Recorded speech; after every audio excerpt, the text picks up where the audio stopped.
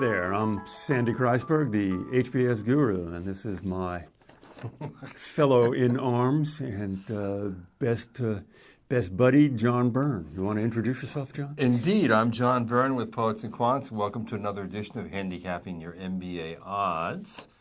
Today we have an intriguing candidate, a 25-year-old female who went to a top public university in Virginia. Public college. That's true. 3.7 GPA. She doesn't tell us what her major was. That's good. She has a 700 GMAT. 25-year-old female, top public college in Virginia, 700 GMAT.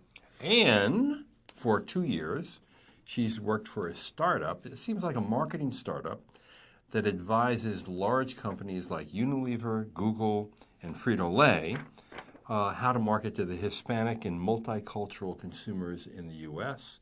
She reports directly to the president. So it's small, and she's well connected there. And we've been trying to we tried to figure out what exactly this space is. Yeah. She works for a company that helps large companies market to ethnic groups, particularly Hispanics. I think a large part of that is maybe ad buying. Could be. You know, where do you place ads? What publications, what TV shows do you advertise on? Billboards, stuff like that. Yep. Might involve the content of those ads. Right.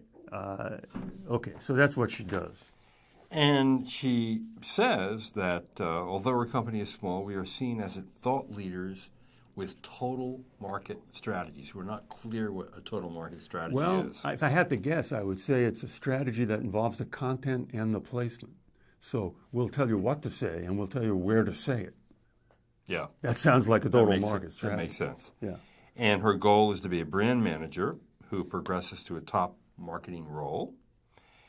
She is a strong advocate for Hispanic marketing through total market strategies. Her target school is Kellogg, Duke, and UVA Darden. What do you think?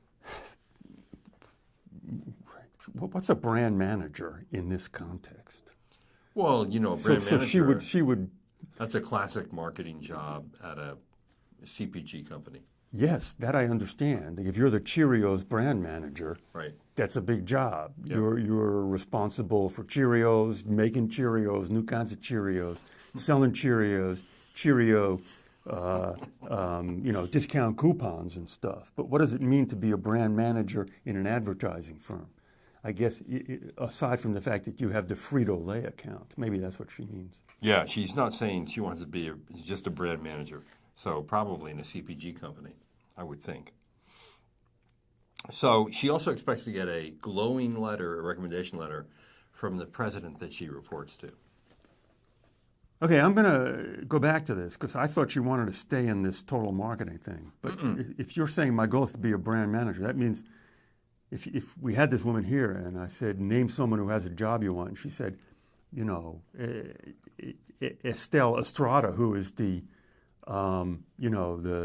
works at Frito-Lay and does their crispy Cheetos or whatever they make, then okay, that's a real straight career path. Right, exactly. So what do you think? It's going to turn on some things we don't know. The actual name of the college, she says a top public college. If she has got a 3.7 from UVA, that's great. If she's got a 3.7 from, kind of a public school in Virginia that doesn't have a national reputation, that's one thing. A lot of this is going to turn on what they think of her company. She says it's small, and she's going to have a lot of explaining to do. Right. But if they're a thought leader in this thing she's identified as total market strategies, and her president writes a glowing letter, take a pause here drop a footnote here for consultant advertisement here. Presidents of companies like this often like the people they're writing about a lot, but cannot write glowing letters because they don't know how to do it. So she might hire a consultant. I don't always say that. but this is someone who could use a consultant because you need to package the company she works for. Well, this is what you have to do. Whether you want to hire a consultant, your decision. You have to package the company you work for, and that includes getting someone to help the president write a recommendation that's really powerful. And some people, even with the best of intentions, have a hard time doing that. Okay, you know the magic line in one of these recommendation letters, right? I know many magic lines. The magic line is, I have never worked with a candidate who's more qualified than the candidate I'm recommending to you. In other words, you are the one and only. Oh no, that's a mediocre candidate. Oh, come on. What do you mean? You don't understand the level. No, this is a worthwhile digression. Good. You don't understand the level of inflation in recommendations. What you described is someone who's kind of ho-hum. Really? Yes. Okay, what are the lines then we want to hear?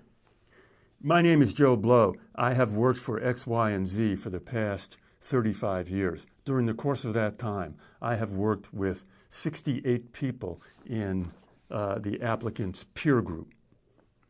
This person is ranked number 1 or 2 of those 68 people based on analytical ability, teamwork skills, ability to innovate, and an unprecedented ability to bring in new business, which has never been done by anybody at her level. Okay, I love this. You just got hundreds of dollars of free consulting advice right there.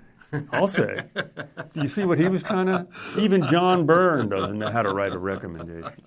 Now, I will say this about this candidate. The 3 schools that she picked, I think, are right on the money for what she wants to do and what she wants Kellogg, to do. for sure. Yep. Yeah, they've got the rep, and they go for ethnic marketing. They go for ethnic plus anything. Ethnic investment banking, ethnic private equity. They go for all. Ethnic advertising. Fuqua. Where is Duke. it? Duke, yeah. Yep. Whew, a lot of different. Got to keep a lot of balls in the air. I'm going to Duke on Monday, incidentally. How about that? Buyer beware. Okay. So by the time you see this, John will have been to Duke and back. How exciting. And Darden. I think these are good choices for her. I think she knows her story. Yeah, she knows that that's the right level. And this is a case where execution really counts. Yep. Odds at Kellogg.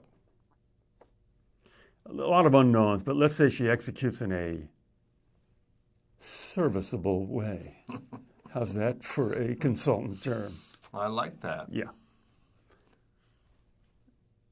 Odds at Kellogg are like, odds at all of them are like 40 to 50%. If she can execute in a serviceable way, there's a lot to like here. It's just, she's got to make it real. In other words, someone who's done nothing could write this up, and someone who's done a lot. You got to make it specific. You got to make it real. You got to describe campaigns. You got to do a better job of finding whatever the right jargon is, and I mean that in the good sense, the correct language for describing what you do. And here's the other question we have that actually didn't come up here, but it came up in our pre-session. Are you, in fact, an underrepresented minority? Oh, yeah. Who's Hispanic? Because right, if you yeah, are, if you are Hispanic, that that would changes help. the game considerably, right? Yeah. Yeah. What does that mean for her candidacy, if in fact she is Hispanic? It means she'll get into just Kellogg, Fuqua, and Duke. Hispanic woman with a 700 GMAT and a 3.7. That's powerful opening. It's a powerful opening. Yeah, that's a pretty good overture. The rest just has to be serviceable. Very quick learner. All right. Well, good luck to you. You are going to be a brand manager. You're going to business school. You're going to get an MBA. And to everyone else out there, this is John Byrne with Poets and Quants. Good luck on the MBA highway.